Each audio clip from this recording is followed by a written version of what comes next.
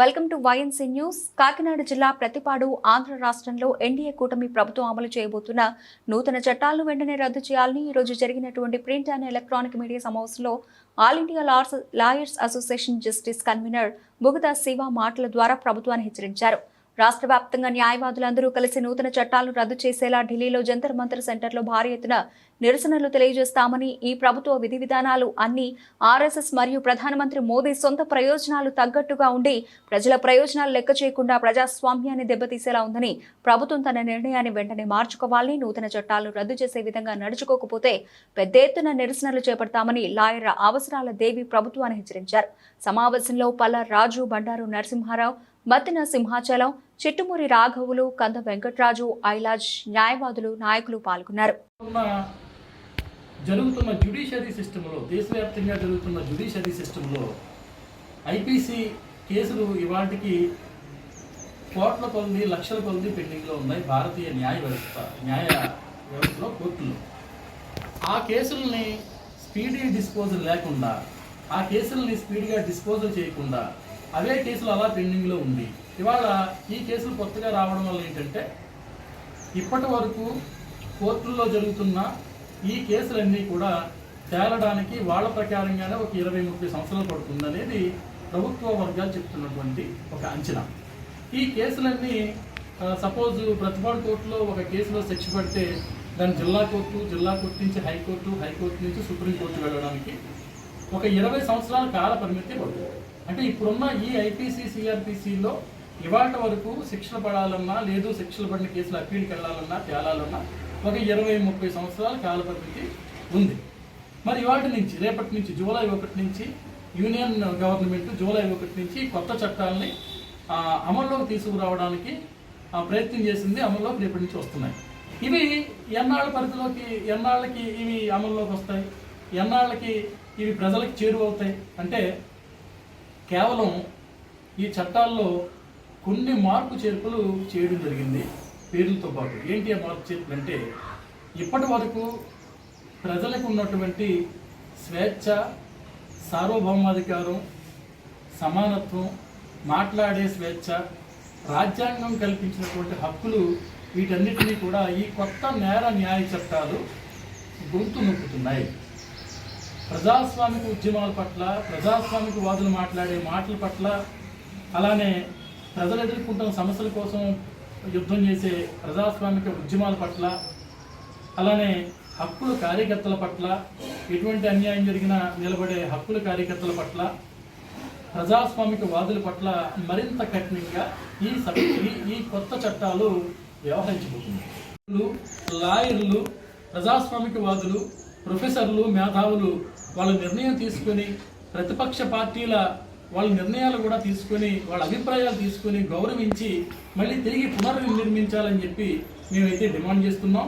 ఇది union government ఏకపక్షంగా మొత్తం చట్టసభల్లో అందరినీ బయటికి పంపించి తీసుకున్నటువంటి ఏకపక్ష ప్రభుత్వ నిర్ణయం, కేవలం ఎన్నికల స్టంట్ ఇది. అదేవిధంగా ప్రజల మీద తన బల ప్రయోగాన్ని ప్రయోగించి ఎవరైతే మాట్లాడుతున్నారో వాళ్ళని మాట్లాడకుండా చేసే ఒక దుర్మార్గమైనటువంటి చట్ట ప్రయోగం ఇది. అది చట్ట పరిధిలో చేయాలనేటువంటిది ఒక నిర్ణయం తీసుకోవడం జరిగింది. దీన్ని మేము తీవ్రంగా ఖండిస్తున్నాం. ఐలాజ్గా రేపు జూలై 1న ఢిల్లీలో కూడా దీనికి సంబంధించి జంతర్ మంతర్లో పెద్ద ఎత్తున దీనికి వ్యతిరేకంగా ఐలాజు, ఇతర అన్ని న్యాయవాద సంఘాలు, ప్రజాస్వామిక సంస్థలన్నీ కూడా దీన్ని నిరసిస్తూ పెద్ద ఎత్తున దీని అమలు నిరసిస్తూ మేము ఉద్యమాన్ని రేపటి నుంచి తీవ్రతరం చేస్తున్నాం. ఆ క్రమంలోనే రాష్ట్రంలో ఉన్న అన్ని బార్ అసోసియేషన్లు, అన్ని న్యాయవాద సంఘాలు, మేధావులు, ఇతర పార్టీలు, రాజకీయ పార్టీలు ఇవన్నీ కూడా ఈ యూనియన్ గవర్నమెంట్ చేసిన ఈ నేర న్యాయ చట్టాలను అమలును నిలిపివేయాలని చెప్పి డిమాండ్ చేయాలని మేము కోరుతున్నాం. అందులో భాగంగానే ఈ పత్రికా సమావేశంలో మేమందరికీ కూడా పిలుపునిస్తున్నాం. ఈ నేర న్యాయ చట్టాలను యూనియన్ గవర్నమెంట్ వెంటనే నిలిపివేయాలి, అమలు చేయకూడదు. ప్రజలకు వ్యతిరేకమైనటువంటి ఎటువంటి చట్టాలని కూడా ఏకపక్షమైనటువంటి నిర్ణయాలు తీసుకోకూడదు. ఏకపక్ష నిర్ణయాలు తీసుకుంటే ఖచ్చితంగా ప్రజలు గత ప్రభుత్వానికి ఎటువంటి పరిణామాలకి గురి చేశారో అదే పరిణామాలు మళ్ళీ రేపొద్దున యూనియన్ గవర్నమెంట్ కూడా ఎదురవుతుందని చెప్పి మేము హెచ్చరిస్తున్నాం. ఐలాజ్ తరఫున ఐలాజ్ ఏపీ కండక్ట్ చేస్తున్న ఈ సమావేశకు హాజరైన పత్రికా మిత్రులకి, తోటి అడ్వకేట్లకి అందరికీ కూడా నా కృతజ్ఞతలు తెలియజేసుకుంటాను. కేంద్ర ప్రభుత్వం తీసుకొచ్చిన నూతన నేర న్యాయ చట్టాల యొక్క ఫలితాలు ఏ విధంగా ఉంటాయి అనేది, అవి అమల్లోకి వస్తేనే కానీ, ప్రజల్లోకి వెళ్తేనే కానీ దాని ఫలితాలు ఏ విధంగా ఉంటాయి అనేది ఎవరికీ తెలియదు. అయితే ఏంటంటే ఇందులో ఐపీసీలో ప్రజెంట్ అది దాన్ని బిఎన్ఎస్గా మార్చారు.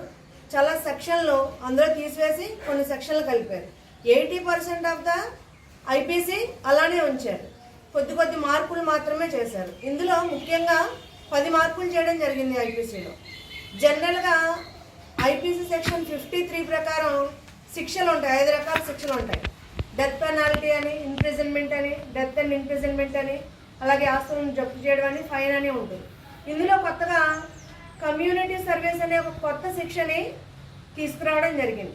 అసలు ఈ కమ్యూనిటీ సర్వీస్ అంటే ఏంటో కూడా జనాలకు పూర్తిగా దీని మీద అవగాహన లేదు. అవగాహన లేని కమ్యూనిటీ సర్వీస్ని తీసుకొచ్చి దాన్ని శిక్షగా పెట్టారంటే సామాజిక సేవ చేయడం అనే దాన్ని శిక్షగా చూపిస్తున్నారు ఇవాళ కేంద్ర ప్రభుత్వం. ఇందులో సామాజిక సేవ అంటే ఏంటో వాళ్ళు క్లియర్గా చెప్పలేదు. సామాజిక సేవ అంటే వీధులు ఊడ్చడం కానీ, సినిమా హాల్లో కానీ, పార్కుల్లో కానీ ఉన్న చెత్తను తీసివేయడాన్ని శిక్షగా ఇందులో చూపించడం జరుగుతుంది కేంద్ర ప్రభుత్వం. ఇది మనుషుల మీద వేయడం వల్ల వాళ్ళ యొక్క హక్కులకి ఎంతవరకు భంగం కలుగుతుంది, వాళ్ళ స్వేచ్ఛని హరించి వేసే విధంగా ఉన్నాయి. ప్రస్తుతం కేంద్ర ప్రభుత్వం తీసుకొచ్చిన శిక్షలు ఏవైతే ఉన్నాయో అవన్నీ కూడా వారి యొక్క స్వేచ్ఛకి భంగం కలిగించేగా, అలాగే రాజ్యాంగానికి తూట్లు పొడిచే విధంగా, రాజ్యాంగం మనల్ని పరిరక్షిస్తూ ఉంటుంది, అలాంటి రాజ్యాంగానికి తూట్లు పొడిచే విధంగా ప్రజెంట్ కేంద్ర ప్రభుత్వం తీసుకొచ్చిన ఈ కొత్త బిఎన్ఎస్ చట్టంలో ఉండడం జరిగింది. అలాగే హిట్ అండ్ రన్ జనరల్గా దీన్ని 304A కింద ఐపీసీలో చూపించడం జరుగుతుంది. దీనిలో కొద్దిగా మార్పులు తీసుకొచ్చి ఎక్కువగా హ్యూజ్ ఫైన్స్ వేయడం అనేది జరుగుతుంది. 7 లక్షల నుంచి 10 లక్షల వరకు. సామాన్యుడు దీన్ని ఎంతవరకు భరించగలరు? అలాగే ఉన్నత కుటుంబాల్లో పుట్టిన వాళ్ళు, ధనవంతులు అయితే దీన్ని భరిస్తారు, కానీ సామాన్యులు దీన్ని ఎంతవరకు భరిస్తారు అనేది ఇక్కడ మనం